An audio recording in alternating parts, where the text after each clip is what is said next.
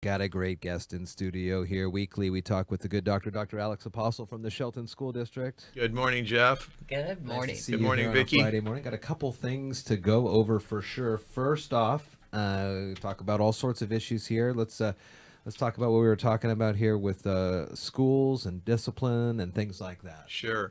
Well, we've got a great parents, great kids, great families, and they've been extremely supportive. And I just want to reach out to and kind of just be upfront with families and parents and the community. We're experiencing some behavioral problems in our classrooms, and I would appreciate it greatly if we work together like we always have and will continue, that parents take the time just to discuss with their children, their student, about how important it is to behave respectfully in the classroom. Our teachers are working hard to provide students with a great education, and we want that classroom to be a place of learning that's safe and secure.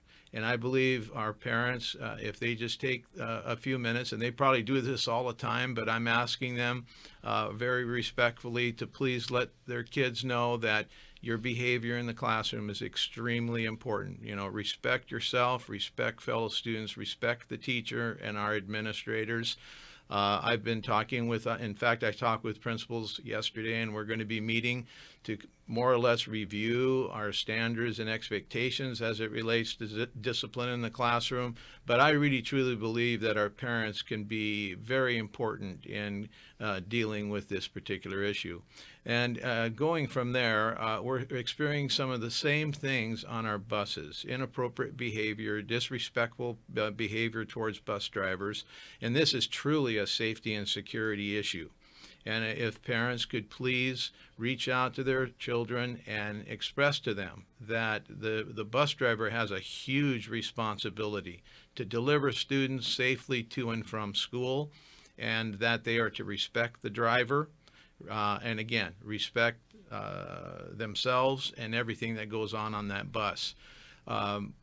I'm meeting with the bus drivers and the principals again to review our procedures. And I guess here's where we're at on this. We want to work with families, we want to work with the kids, but when it comes to the safety and security of all children on those buses, students need to know if you misbehave once, if you misbehave twice, if you continue to misbehave, you're not going to have the privilege of riding the bus to and from school. And I was going to just say it is a privilege, Yeah, to it be is. able to ride a bus. It is. And so, I know that the parents and community will respond to what I'm saying. There's no question about it. We have too many good things that are happening and that are going to happen based on their support and passage of the bond and levy.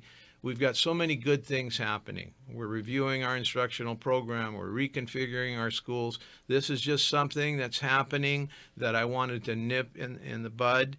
And we can't do it alone. We need our parents to help us, and I know they will.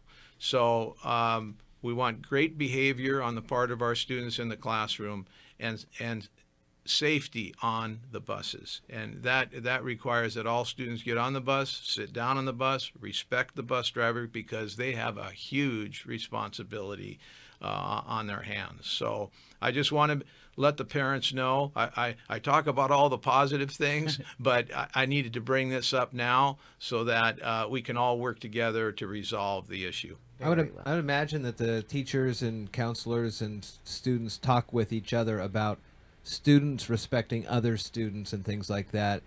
Are these would these be considered the definition of bullying to teachers and bus drivers? Well, you bet. And there's the disrespect factor and intimidation. Those things don't belong in our school district. No. And the only way we can deal with those things is together, having the parents and the school on the same page. And I believe 99% of the time we are.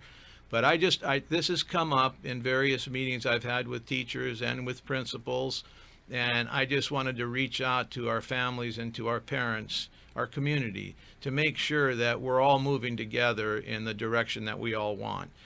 We just have too many good things happening to allow this to continue.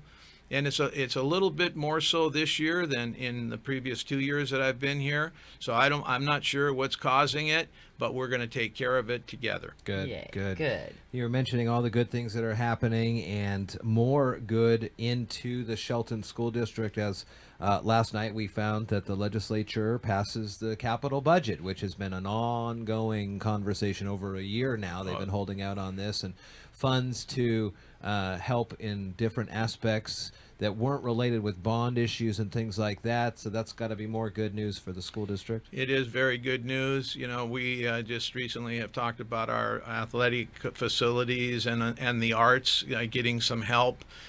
This will allow that to happen. It's called basically a state match, and we're looking forward to working with people to bring that money into the district to continue the good things that we all want to see, which is the improvement of our athletic facilities, drama, art, music, and continue with our instructional review. We're heading in the right direction, and having this kind of resource from the state will only enhance everything that we're trying to do. And that's why I kind of pinpointed this disciplinary issue, because we're too good Yeah. to have that be in our way.